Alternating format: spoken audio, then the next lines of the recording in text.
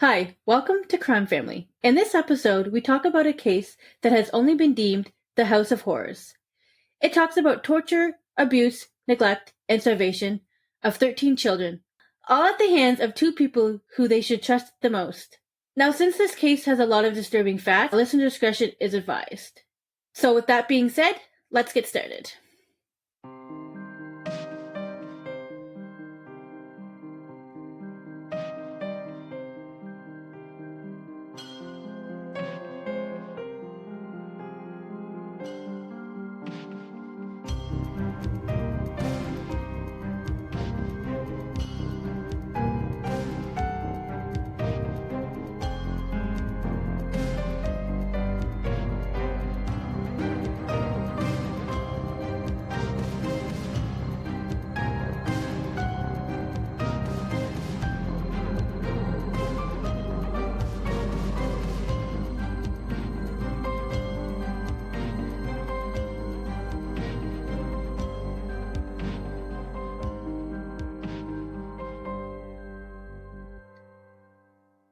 This is the case of Louise and David Turpin. And before I start, do any of you guys, have you heard about this case or know anything about it? Yeah, I did hear a little bit about it. I think I watched a true crime show on it once or something, but I don't know all of the little details or anything. So I'm interested to listen. Yeah, it's been a while since I heard of it, so I can't really remember exactly what goes on. So yeah, I'm ready. Before I get started, I'm going to take you back to David and Louise's upbringing, just so you can get a good understanding of their childhood and what it was like for them growing up. So, I'm going to start with Louise. She grew up in a little town in Princeton, West Virginia. She attended Princeton High School and was part of the Bible Club in her sophomore year, and she was also a member of the choir and the All-States Chorus. According to some classmates, she was a very soft-spoken, sweet little girl who was very protective of her sister Elizabeth. She was the one who would always rescue her sister from the abuse that they both went through as children. Their mother was quite something else, let's put it that way. Elizabeth, who was younger than Louise, often mentioned that Louise was her protector, and she was the one that shielded her from the sexual abuse, and she was just like the one that was always there for her and cared for her. So Louise had a lot of things going on in her childhood that no other child should go through, and it was just a lot for her, and it started to weigh on her a lot as she got older. And especially when she became a teenager, that's when her life really started to change, and her sisters were noticing this a lot. She was starting to have really dark, depressing thoughts. She started to dab into witchcraft and snake rituals and just really dark rituals. Her sisters often were concerned for her, as her characters and demeanor changed quite a bit. She just wasn't the same person she was when they were children. Which makes sense, she had a lot going on in her life, and she didn't really have anybody to talk to. Her mother was never really there. Her father was in and out of their lives quite a bit. He was a preacher, so he had a really strict household, but he was not there some of the time, and so she didn't really have anybody to talk to. Growing up in a teenager, young adult, she started experimenting with snakes and witchcraft. Those things started becoming more and more a part of her life, and she started becoming very depressed and very angry, and her sister really noticed that her character changed when she became a young adult. Her family was also really religious, so she did come from a very strict household, so that also weighed a lot on her shoulders as well. And like I said, her father was there, and then he wasn't there, and then her mother was never there for her. So yeah, she didn't really have a decent childhood. You or I or anybody I know had. It was just a horrible upbringing, and you kind of feel bad for her in a way. So far, yes. So far, yes. Louise just wanted to get away from that life and be more independent and just try to like make something of herself. This is where David comes in. He, on the other hand, has a totally different story. His upbringing was like his family were a Christian family. They were quite wealthy. David was quite smart. He was like top of his class in high school. He was also part of the Bible club. He was part of the chess club, the science club, the a cappella choir in high school. But he was also like very much a nerd in high school and like a homebody. He kept to himself.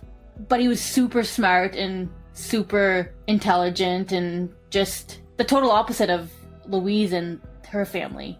He went on to study, after high school, he went on to study engineering at Virginia Tech, and he landed a very high-profile job at Lockheed Martin, which is just like pretty sure it's a computer IT company. Like I said, David and Louise came from a religious family, so they met at church when Louise was 16 and David was 24. And right away, Louise had fallen madly in love with David. Someone she could talk to, someone she could confide in, and just to get away from her life at home. So it didn't take them long before things started to get serious with them. But one of the things that was holding them back was that they had to keep the relationship a secret because Louise's father did not approve of his daughter dating an older man. Like I said, because David was 24 at the time when they met. And because Louise's father was a preacher, he didn't think it was a good idea. He didn't really trust David, and he didn't want his daughter dating. So I'm not quite sure. And how old was Louise when she met David? 16, and he was 24. So there's quite a big age difference there. But one of the things that they did share together was that, like I said, they're both religious, but both of the families were part of the Pentecostal faith. Do you guys know what that is? Or did anybody know what that is? Like what type of religion that is? No, not really. I don't really know about religion. Well, it's part of the Christian faith. Yeah, it's a Christian movement that emphasizes personal experiences with God through baptism and the Holy Spirit. And the term Pentecostal is derived from Pentecost, which is an event that commemorates the descendant of the Holy Spirit upon the following of Jesus Christ. A little education. So yeah, so they met at church and they was secretly dating because Louise's mother didn't want Louise's father finding out. However, Louise's mother was okay with the relationship and she approved of David because of his Christian upbringing and his Christian background. But she didn't tell Louise's father at the time. So things were going pretty well for David and Louise. Like I said, they were young and in love, and they both shared the same religious views and lived in the same town.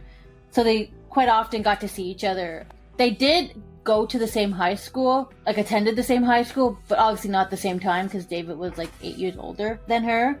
But he did know that she went to the same high school. So one day, David decided to take Louise on a trip to get away. So he decided to go to Louise's school and sign her out her parents knowing this. So basically kidnapping her type thing. She didn't tell her parents and he didn't tell anyone that he was gonna take her out of school.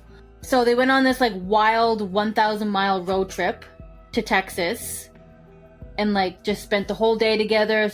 Just kind of wanted to get away from their lives really and just be alone and be free, I guess. But that little charade stopped because Louise's parents reported her missing. And when her dad found out who she was with at the time, you think he'd be super upset, but he actually wasn't. He just wanted her to come back, and the reason why they went away at the beginning because they wanted to elope and get married and not tell anybody about it and just kind of just leave and never come back, but obviously it didn't happen. So when they came back to West Virginia, his father came to grips with the idea that Louise really loved David and he could see that she was finally a happier person. So he agreed to let them get married. So they got married in 1985. So for a few years they lived in West Virginia. And Louise's younger sister, Elizabeth, didn't really like David. They never really got along. She just thought he was just really odd.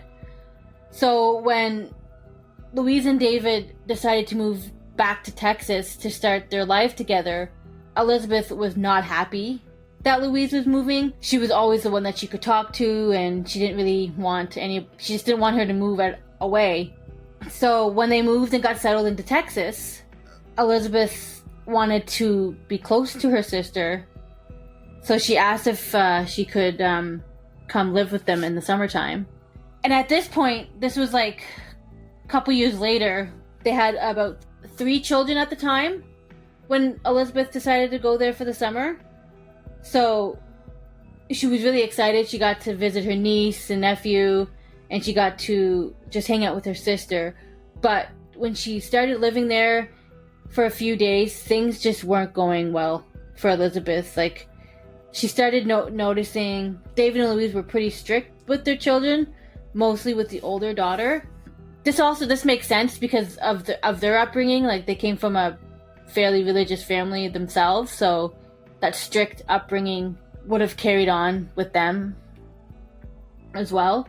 Things just didn't sit right with her. Elizabeth noticed that most of the kids would spend quite a bit of time in their room and would only come downstairs to eat. They would only allowed to eat with the permission of their father. Like, they would have to sit down at the table and they would say a prayer. And when the father said it was good for them to eat, they could eat. But as soon as they were done eating, they had to go back upstairs. So Elizabeth thought that was really odd. They didn't treat her like that, but she just, like, sometimes she'd talk to her niece and nephews, but they never said anything. They never really talked about what was going on. I just find, like, it went from, like, I think things turned pretty quickly once they got married and started having children. Well, it seems to me like they're strict, but, like, there's nothing that, like, stands out as overly crazy at this point. I mean, they had 13 kids, so they kind of had to run a tight ship or it would be like a shit show. Yeah, that's true. Like, but they didn't have 13 kids at that time, did they? No, they only had 3 at that time, or 4 at that time, sorry. Because as soon as they moved to Texas, they started having children right away. They had 4 children within a few years of each other. I mean, it kind of seems like weird, like what you were describing, where he was super strict and they were only allowed to, come out of their rooms to eat like a very specific time and stuff like that. So obviously, like, if she was, suspicious of that or a little bit weirded out, but obviously there was nothing glaring to point to, like, anything and she never really bad going on. And in one of the interviews, she did mention that, like, she never really said anything because it's not her house, it's not her children, like she didn't really have a place to say anything, like, so she just kind of just didn't really she wasn't like didn't witnessing ask questions. Yeah, like, she wasn't witnessing, like, abuse, but she was witnessing that they were strict, but that's not it's not her. Like, she doesn't want to, like, judge them on how to raise their children or whatever, even if she thought it was kind of weird. Yeah, and the time that she did spend with her niece and nephews was a very limited time. She wasn't really allowed to talk to them or even ask them questions about how their day was or just, like, things like that. So there wasn't very much information to give because they didn't really talk much during the whole time she stayed there that summer. But as time went on, Elizabeth said that Dave and Louise started to drift themselves away from the Pentecostal beliefs. And Elizabeth stated that her sister started to question the people of the church they attended, and they started just not trusting them, starting to becoming, like, quite paranoid of the people of the church. And she did say that Elizabeth was starting to look into other types of religions, like Mennonites or Mormons, or even, like, looking into, like, witch doctors as, like, a type of religion to follow, which I thought was really odd, but it would make sense since when she was younger she was into witchcraft and stuff like that. So some of the beliefs that Louise was teaching at home, so there was just a mix of different things going on. Like, the kids were just getting involved in all these different religions because she was just trying to figure out which one she wanted to abide by, I guess. David and Louise were starting to have very, very weird dynamics in their relationship, meaning that Louise seemed to be the one more in control as time went on, and David would just sit back and watch, like, so to speak. He would never say anything, and just seems like Louise was running the house more than anything, which just kind of would make sense because we know that she came from a troubled childhood, so maybe she's trying to compensate for that, for being, like, the one who controlled the situation and the outcome, because when she was younger she didn't really have control over what went on in the household. So kind of makes sense to me. As the summer was coming to an end, the things at the Turpin house were getting stranger, and Elizabeth was becoming increasingly more uncomfortable living there. She told a 2020 interview that David started becoming more flirty with her and would comment on her shape and figure and just made her feel uneasy. Louise would just was okay with it, and she kind of went along with it as well. Just a very weird dynamic. One day she was having a shower, so she locked the door behind her, and Louise had come by and unlocked the door. So when Elizabeth came out of the shower, both Louise and David were standing there, and they were watching her get dressed and watching her shower. And she thought that was so strange. She's like, what is going on? She was talking to the 2020 interviewer. That is so cringe. She was just, but she kept saying in the interview, he never did touch me. He never did anything sexual towards me. He just would watch me and comment on things. And she just thought it was just getting too creepy, and that Louise was going along with it. Louise would kind of laugh and giggle as it was funny or something. It was strange. How long did she stay with them? I feel like just the summer. Oh my God, I feel the whole that's summer. That's still too long. Yeah, I would have been out of there pretty early. So on. obviously it wouldn't have been that must have, like you said, I guess that was towards the end of it, because if they were like that the whole time, she would have been pieced out. Yeah, it was about a couple weeks before she left to go back home. Maybe they just wanted her to leave, and they we got to creep her out. She's never gonna fucking leave. I think later on in freeloading the whole time, get out. Later on when I get into more of the detail of the case, you'll see why the family became more isolated. So it would make sense that maybe they're trying to kick her out, maybe they're trying to make her uncomfortable. But she also made it very clear that David and Louise never abused the children or abused Elizabeth at all. So according to Elizabeth, yes, there might have been some weird tensions and weird things going on with the family, but they never did once physically abuse the children, so she never really thought anything of it. Yeah, but there could have been psychological abuse, it feels True. like. If they were in the room the whole time and scared to do anything other than that, then that's a different kind of abuse. So it wasn't soon after that incident that Elizabeth decided to leave the house. And once she did, she never did have contact with her sister or her sister's family again. They just never reconnected again. After the summer, when Elizabeth left, David and Louise went on to have multiple children. After they were done having children, they had a toddler and a 29-year-old. That was the age range of the children. So quite a big age difference. Despite David's good job, the family seemed to be okay, but in reality, they were actually drowning in debt. They couldn't keep their house in Texas. At the end of the summer, they had decided to leave their home and move to a more rural part of Texas, to a little town called Rio Vista. And this town is so small that you can barely find it on the map. I actually went to go look for it, and it's barely there.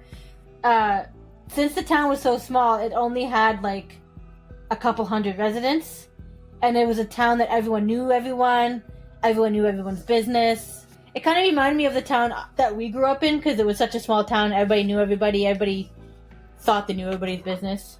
So the Turpins moved to this little town, and things seemed to be going okay. One of their neighbors' daughters would often come over to play with the younger children. But over time, as the years went on, the children were seen less and less outside. One day the neighbors would knock on the door, and Louise would answer the door and say the children couldn't come and play. As time went on again, the knocks just went unanswered. Nobody ever answered the door. And it wasn't until one day when the neighbor went over again to try to see if the kids could come outside, she peeked into the window and she saw the youngest toddler there, and just in a playpen, just there, and she noticed that the child wasn't, there's no parents around. The child was there for hours on just left unattended. Nobody was paying attention to her. She wasn't she hadn't left the playpen, and this was hours that went by. So nobody would answer the door, so she couldn't really see anything was going on. So she just brushed it off and didn't really think about it. She never really did see the kids after that. They kind of just isolated themselves from the whole community. They never did ask any questions. They never did become suspicious of the of the family, like why they would never see them outside. Like if that was me, I would kind of want to know what's going on. Like you live in such a small town, everybody knows everybody, and all of a sudden you have this family who moves in and you don't really know them, you don't really know what they're like, and all of a sudden you don't see the kids outside playing, and to me that just seems really odd. But yeah, it was just this thing. I feel like people are so afraid to, say something and be wrong, and then like the shame that they would feel if they like reported it to the police and everything turned out to be fine.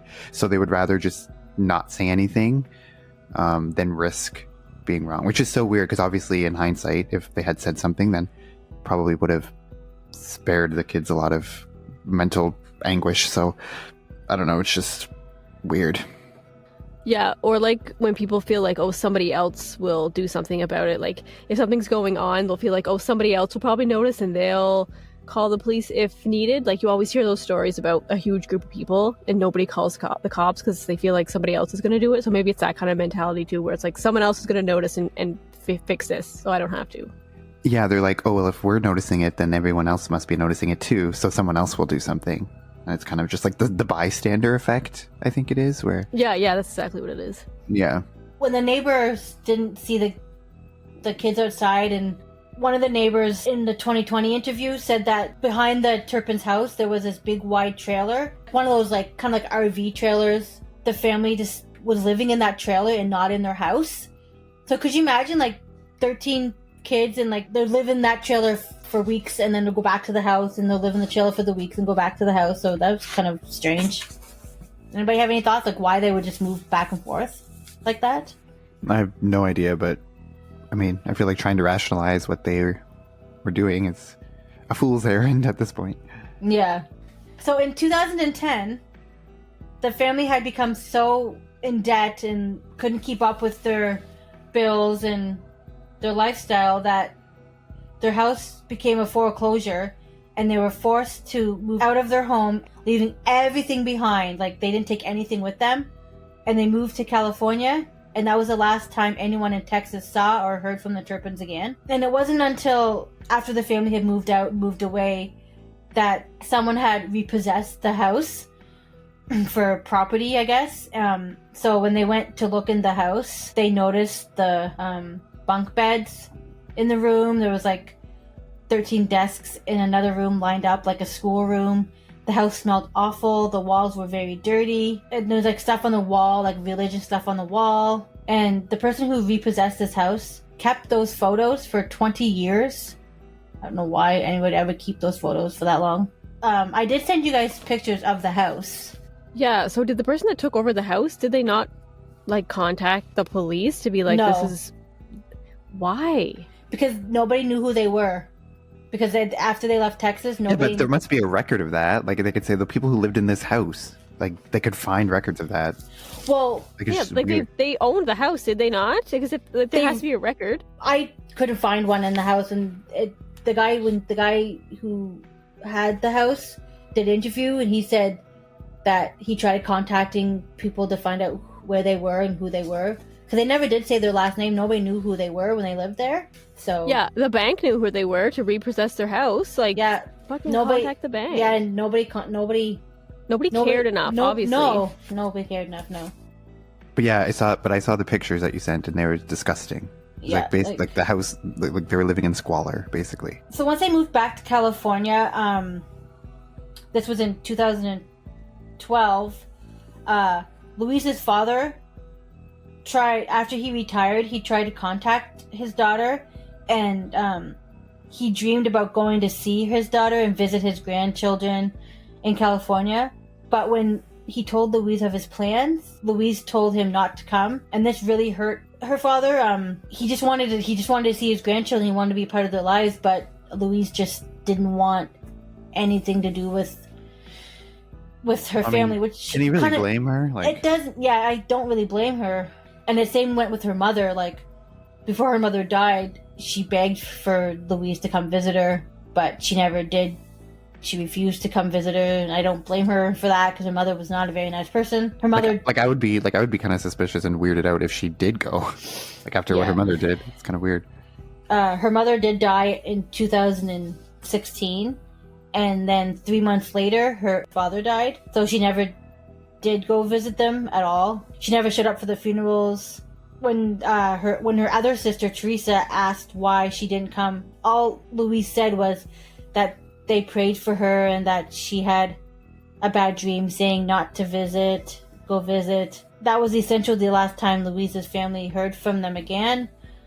So no one heard from the Turpins for a few years, and people thought they were just living in this fantasy life in California. Like, Louise would post pictures of the family at Disneyland and in Vegas and on social media.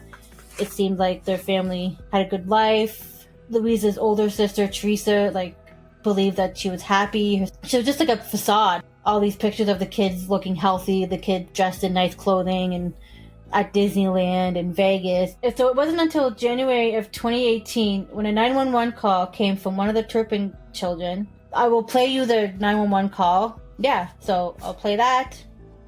911, state your emergency. No, yes, I'm still here. What's your name? Gordon Turpin. I've never been out. I don't go out much, so I don't know anything about the streets or anything. Okay, I live in a family of 15 people, and my parents are abusing. They abuse us, and my two little sisters right now are chained up. There's 13 kids, and then a mother and father. And how many of your siblings are tied up? 2 of my sisters, 1 of my brothers. How are they tied up, with rope or with what? With chains. They're chained up to their bed. Do you think anybody in the house will need to go to the hospital? I'm not sure. Sometimes we live in stilts, and sometimes I wake up and I can't breathe because how dirty the house is. When was the last time you had a bath? I don't know, almost a year ago. But sometimes I feel so dirty. I wash my face and I wash my hair. Does anybody at the house take any kind of medication? Oh, I don't know what medication is. Are you homeschooled? No, we don't do school. Our mother tells people we're homeschooled. Our mother tells people we're private schools, and she has a fake private school set up. But we don't really do school. I haven't finished first grade, and I'm 17. I don't know much about my mother. She doesn't like us. She doesn't spend time with us ever. Pretty crazy. I just noticed that it sounds like a small child on the 911 call, but she's much older than she sounds, which is crazy. But yeah, it's sad to hear everything that she's describing, and yeah, it's crazy. Yeah, when you're listening to it, she tells them that she's 17, which is crazy when you're listening because she sounds like she's 7. And yeah, and I remember when I was listening to it and watching news reports and stuff just on YouTube, and they were saying some people or they were thinking that it was almost a joke at first just because it was so hard to believe. Yeah, I had read something that just the way she was talking and the way she was pronouncing words just seemed like she wasn't a much younger child. So it shocked me when I found out that she was 17. And it also shocked the police officers too to find out the 17-year-old girl when it sounds like she's literally sounds like she's 5 or 6 years old. So yeah, so she calls 911. The daughter said that she'd been planning her escape for weeks. And when she knew her parents were not around, that's when her and one of her younger siblings decided to escape. But not too far into the escape, the younger sibling got too scared and went back home. But the 17-year-old kept going until she could find a place far enough from the house. That's when she made that 911 call. So that in itself is brave, because when the police officer on the other line is asking her about where she lives or what's around her, she doesn't know because she hasn't been outside for who knows how long. So she didn't even know what a police officer was. She had no idea, when they mentioned that, what that person was. She had no idea where she lived. She had no idea her address. So for her to make a 911 call was pretty brave of her to know, even though she had no details to back it up with. So how did she? So she called them from outside the house, right? Yes. She took there was a cell phone, I guess. Somewhere? Yeah, she took us one of they had cell phones in the house. She took one. So yeah, like I said, she lives such a sheltered life that it was even amazing that she even knew how to call 911.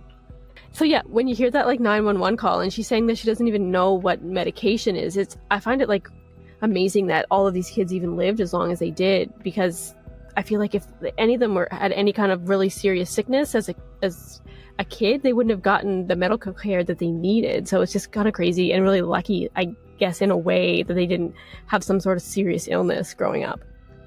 Yeah, because obviously they probably would have been hesitant to bring them to the hospital if they were really sick, because then the doctors are going to notice that there's signs of child abuse and stuff, right? So they probably wouldn't have been taken to the hospital. But then if they were given medicine at home, then they would probably know what medicine was, would they not? So obviously if she had no idea what medicine even was, obviously she never received any as a child, which is kind of crazy.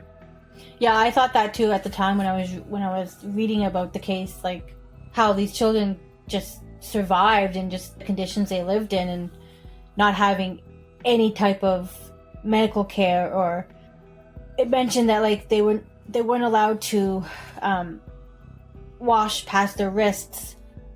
They could only bath once a year, and they never went to the dentist. They never went to the doctors. So like it's even amazing like that they even survived as long as they did. So once the police arrived at the house, nothing could prepare them for what they saw when they walked in. The house smelled like dead animals. There was like dead cats all around. There was like a dead dog there. There was like fecal matter on the floor because the kids were chained up to their beds for like weeks on end, so they never went to the bathroom. The house was so dirty and you could barely like breathe in the house. You had to wear like masks. It just was awful.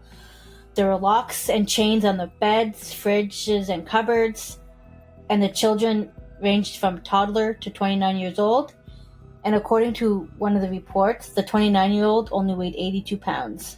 The kids at this time were taken by child services, and then both David and Louise were arrested. No child, or not even an animal, should ever have to live in those conditions. It's disgusting to me. Like, I can't even fathom you make your children live in that. It's crazy to think that like there's a 29-year-old that lived there and that's just how he grew up, and that's just like what he knew, and he wasn't able or didn't know enough to like get out of that situation. And just to think about like just the mental health issues that they must have to live like that, and just think that that's what life is. It's crazy to think of. Yeah, it's crazy because obviously like they grew up like this. This was all they knew, and they didn't really socialize with other kids much by the sounds of it. They barely went outside. So obviously they had enough foresight to know like she escaped the house to go call 911. So obviously she knew what they were doing was not good, or not, it would have been all of that they ever knew. So now even like they're away from it now, but like you said, the mental health issues that are going to come up because of this, like the trauma that they're going to have to deal with, and it's sad to think.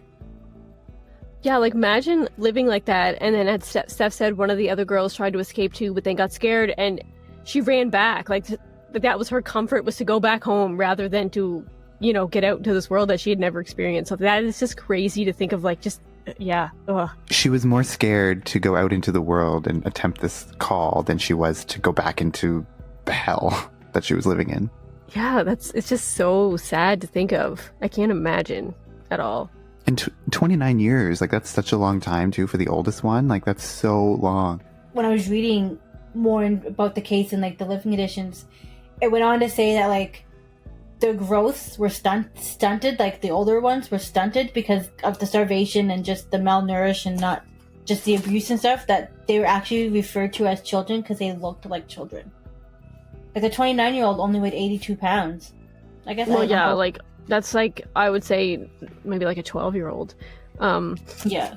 Depending. But yeah. And I mean, I guess if you're 29 and you only weigh that much, you're probably just exhausted all the time. You don't even have the energy to think about like getting out of the house and running for your life, because you don't even have the energy or probably the mental energy to even, think about how to do that, because you're starving. So you can't even physically do it. If the girl who went out and made the call, if she was caught in the act, like who knows what she would have undergone then. So it was really brave for her to actually attempt to do that, and she basically saved them all with that, making that one call.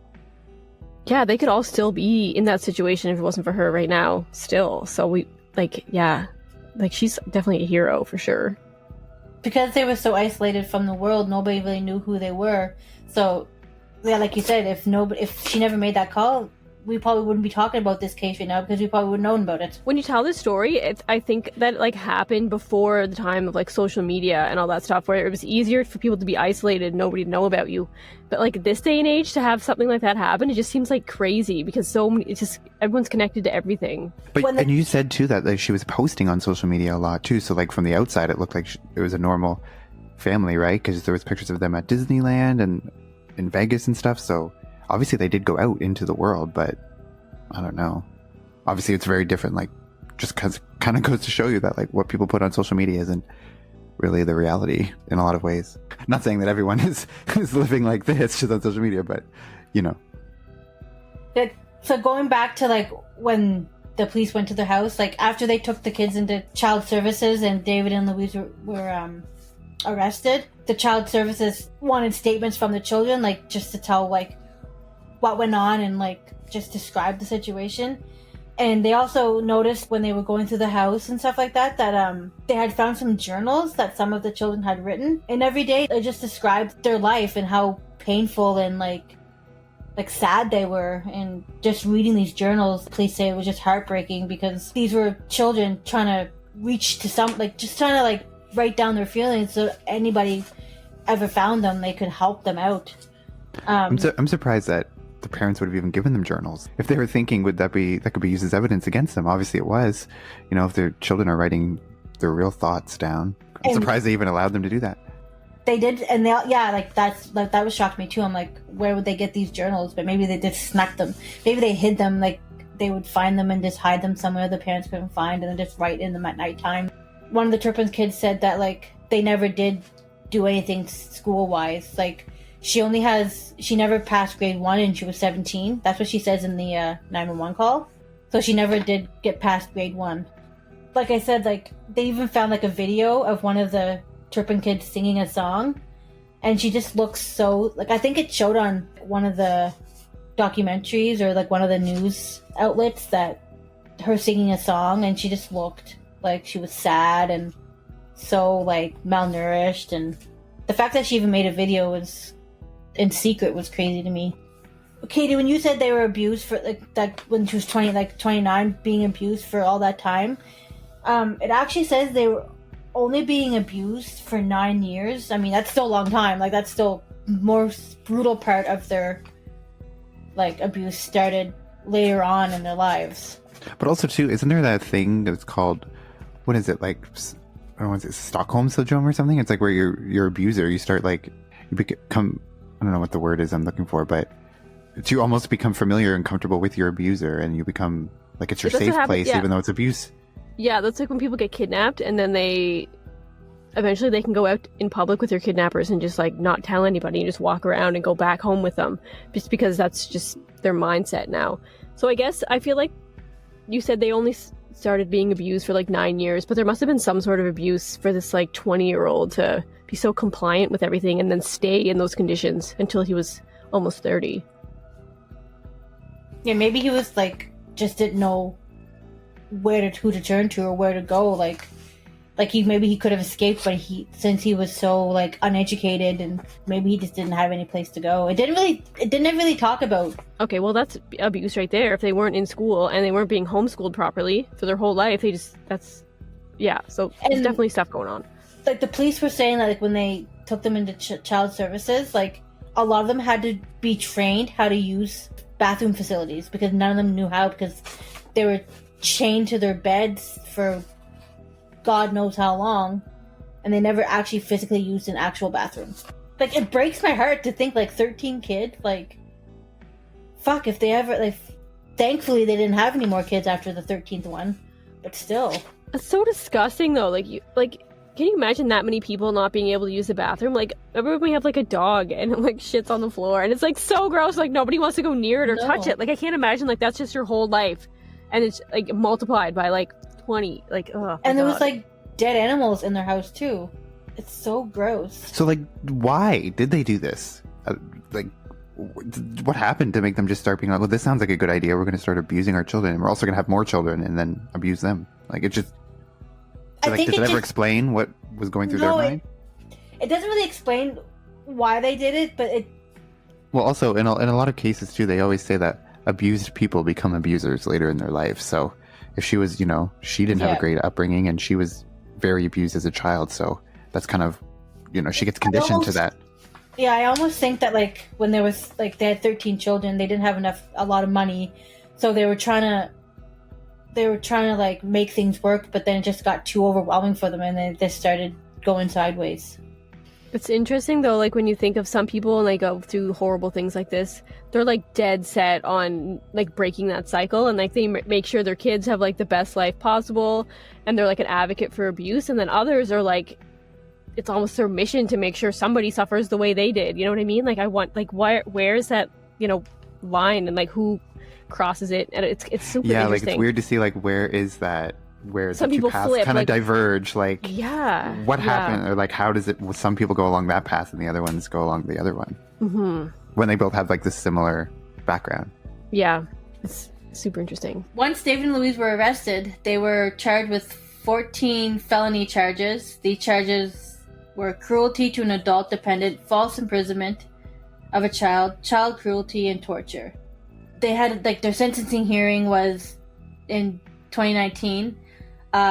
Because they pleaded guilty, there was no trial, but the Turpin children did make statements to their parents at their sentencing hearing.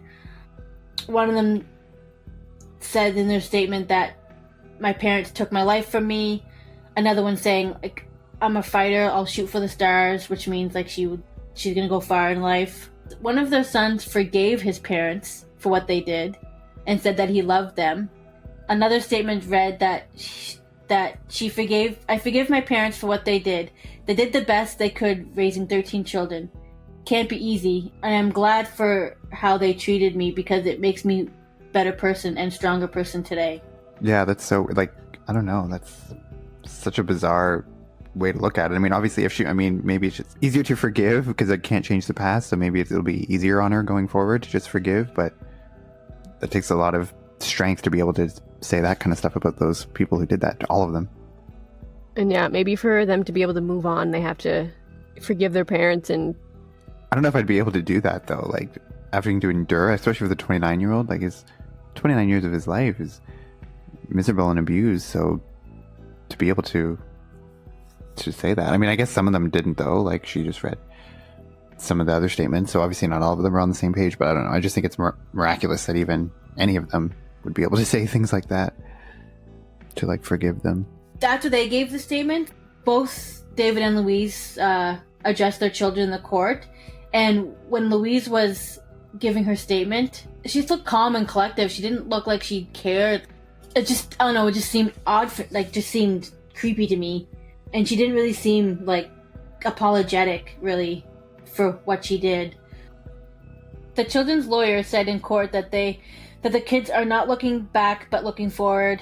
They are working on their schooling, their mental and physical health, and learning basic life skills. Because so much of their life was taken away from them, they never did get the proper education they needed. They also addressed in court by Louise Turpin's attorney that during this whole court process, 10 of the children were given 10 years restraining order against the parents, and 2 of them were 5 years and 1 of them was 1 year. It didn't really go into much detail, like I'm not sure, like the restraining order is not going to really do much if they go to jail, so it's not like, I guess they can't have contact with them at all during the time they're in jail. I guess what I'm getting at is like the safety, like the restraining orders were put in place just for like a safety precaution. Because there was no trial, the sentencing hearing was pretty quick. Once the hearing was over, Louise and David were sentenced to life in prison with no possibility for parole for 25 years. But because of the severity of their crime, they're likely to deny parole, so it's essentially a life sentence. David is serving his time at California State Prison, and Louise is serving her time at Central California Omens facility. Louise has tried to contact her sister Elizabeth from prison, but her sister has no interest in seeing her. She told reporters that nothing her sister can say will make it okay, and that her sister has changed so much that she's not even the same person she once was. She also went to go visit David, and she also said that David is having a really hard time in prison, and he's living with regret and remorse for what he did. She said that Louise didn't seem to have any remorse and is living in like this la la land, according to her sister. Louise's sister Elizabeth went on to write a book about her sister's life leading up to the Turpin being arrested, and it's called Sisters of Secrets. It's so crazy, like, to think that parents, and obviously, you know, Louise is living in La La Land in jail. Obviously, she has some mental health issues, and, you know, from the amount of torture and abuse that she probably suffered as a child herself, she has a lot of issues that she has to work out. So hopefully in jail she can do that and, I don't know, rehabilitate. But yeah, she's probably not getting out of prison anyway because of how heinous the crime was. So yeah, I'm not sure. I mean, she just has such a messed up life herself that she just couldn't get past that, and it just unfortunately made it worse for her children as well. I don't want to say, I mean, maybe happy's not the right word, but I mean, I guess a happy ending. I mean, they all survived it. Could have been a lot worse, you know, the abuse and neglect that they suffered. Surprised that none of them got severely ill or died as a result. So, I mean, they all came out alive, which is good, but they're just not going to have an easy future. That's for sure. And you hope that, like, if they go on and do have like kids and like have a family, that they don't repeat the same pattern as what happened to them, because then the cycle just keeps continuing on, and it just from generation to generation. Yeah, intergenerational trauma is a thing, and obviously I think that's part of, you know, Louise suffered it in her childhood, so she brought that upon her children. So like you said, hopefully they don't pass that on. And yeah, and we don't know if her parents or her mother suffered that when she was a kid too. Like, it never really did say. So like, it could have been from like her mother, and it could have just been like kept going like that. Yeah, it's crazy. So that does it for this episode of Crime Family. Pretty crazy case. But if you like what you hear, then please subscribe to us on your favorite podcast streaming app. Give us, you know, a review and a rating if you can. And also, the amazing music that you've heard throughout the podcast is done by the awesome Tim Monis. You can follow him on Instagram at Tim Monis. You can find us on Instagram as well at Crime Family Podcast. We're also on Twitter at Crime Family Pod 1. And we also are now on Facebook, so you can find us at Crime Family Podcast on Facebook. And we now also have a email, so you can, if you want to just give us your feedback, we'd love to hear from you. Or if you have a case suggestion, just email us at crimefamilypodcast@gmail.com, and we will get back to you, and maybe we will do the case that you suggest for us. So lots of ways to interact with us and finding us on social media. So we thank you so much for listening, and we'll be back next week with an all new episode. Take care.